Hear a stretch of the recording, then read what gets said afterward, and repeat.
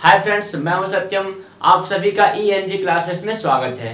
जैसा कि आप सभी लोग जानते हैं कि हम लोग जो है इतिहास पढ़ रहे थे और इतिहास में हम लोग जो है प्रागैतिहासिक काल को हम लोग पढ़ चुके हैं और अब दूसरा जो आता है हमारे सामने आद्य ऐतिहासिक काल आता है। ओके, तो आद्य ऐतिहासिक काल के बारे में हम लोग आज पूरा तरह से पढ़ने वाले हैं, यानी कि जिस तरह से प्रश्न पूछा जाता है एग्जाम में उस प्रकार से हम सभी लोग देखने वाले, यानी कि आपके सामने प्रश्नों का आज ढेर होने वाला है। आइए हम लोग देखते हैं।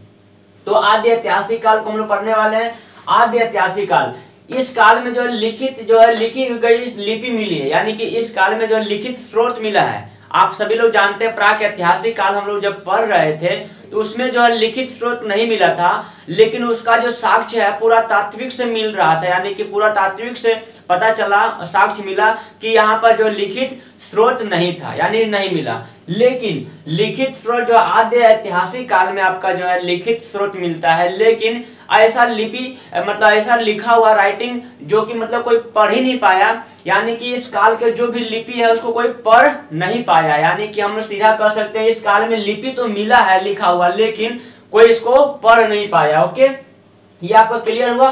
देखिए, इस काल का जो साक्ष्य कहां से मिलता है, पूरा तात्विक से मिलता है, यानी कि पूरा तात्विक आप जानते ही है, तो पूरा तात्विक से इसका जो साक्ष्य मिलता है, यानी कोई इस काल का जो लिपि है कोई पढ़ नहीं पाया है। अब हम लोग जो है अगला स्टेप देखने वाले हैं, सिंधु सभ्यता।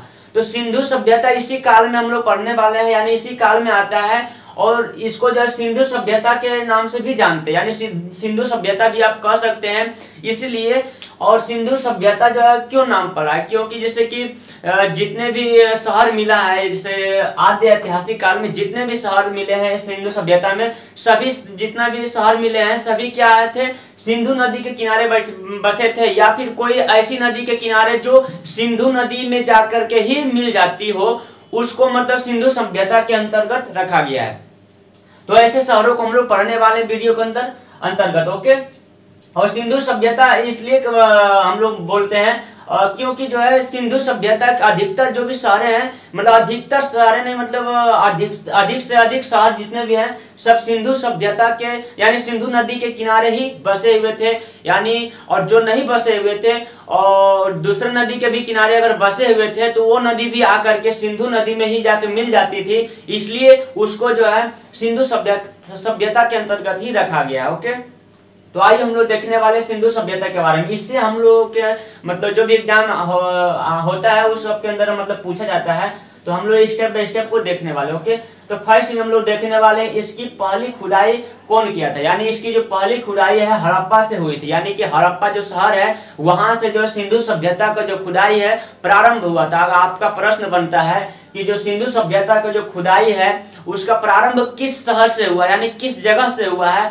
तो अगर आपका हड़प्पा ऑप्शन में दिया हुआ है तो हड़प्पा आप ट्रिक कर सकते हैं। ओके, ये आपका एक प्रश्न बन जाएगा यहाँ से। फिर दूसरा देखिए आपके सामने है लिखा हुआ है कि सिंधु सभ्यता की जानकारी, यानी सिंधु सभ्यता की जो जानकारी है किसके द्वारा मिलता है, तो चार्ल्स मैसन ने 1826 ईस्वी में दिया था। कौन दिया था इसको आप ध्यान में रखिएगा, इसको आप लिख लीजिए स्टेप बाय स्टेप, क्योंकि यही सब पूछने वाला है एग्जाम में आपका आने वाला है। तो चार्ल्स मैसन ने कितने साल में दिया, 1826 ईस्वी में इसका जो है इस सभ्यता की जानकारी दिया है। ओके, अब तीसरा है आपका सिंधु सभ्यता, यानी सिंधु सभ्यता का जो सर्वेक्षण है यानी कि जांच पड़ताल कौन किया है, तो जेम्स कनिंघम ने 1853 ईस्वी में दिया था जांच करके। ओके, अब हम लोग चौथा देखने वाले हैं सिंधु सभ्यता। सिंधु सभ्यता जो है वो कितने मतलब वर्ग किलोमीटर में फैला हुआ, 13 लाख वर्ग किलोमीटर में फैली हुई है, यानी जो सिंधु सभ्यता है हमारे सिंधु सभ्यता वो 13 लाख वर्ग किलोमीटर में फैली हुई है। ओके, ये आप ध्यान में रखिएगा कि कितने लाख यानी 13 लाख वर्ग किलो में फैली है, किलोमीटर में फैली हुई है, इसको आप ध्यान में रख सकते हो। ओके, और ये विशेष रूप से इस चीज को हम लोग ध्यान रख सकते हैं कि वर्ग किलोमीटर है, किलोमीटर नहीं बल्कि वर्ग किलोमीटर में मतलब फैली हुई है। और पांचवा जैसे आपको दिया हुआ है सिंधु सभ्यता का नामकरण जो है जॉन मार्शल ने किया था। जो सिंधु सभ्यता का जो नामकरण है कौन किया था, जॉन मार्शल ने किया था। ओके, अब जो है हम लोग छठा देखने वाले हैं सिंधु सभ्यता की पहली खुदाई दयाराम साहनी ने किया था। अब पहला खुदाई कहाँ से शुरू हुआ था, तो हम लोग पढ़ चुके हैं हड़प्पा से पहला खुदाई शुरू हुआ था। लेकिन पहला खुदाई किया किसने था अगर पूछा जाए तो दयाराम साहनी आप बोल सकते हैं, यानी कि ट्रिक कर सकते हैं। ओके, अब सिंधु सभ्यता का आकार कैसा है, त्रिभुजाकार है, यानी कि जो सिंधु सभ्यता का जो आकार है कैसा है आपका, त्रिभुजाकार। आप जानते हैं त्रिभुज कैसा होता है। ओके, तो अब हम लोग अगला देखने वाले हैं। अगला प्रश्न जो आपके सामने है, सिंधु सभ्यता विश्व की सबसे पहली यानी कि पहली शहरी सभ्यता है। जो सिंधु सभ्यता है वो कैसी सभ्यता है, यानी कि विश्व यानी कि विश्व स्तर पर देखिए आपको बताया जा रहा है कि विश्व स्तर पर जो पहली शहरी सभ्यता है।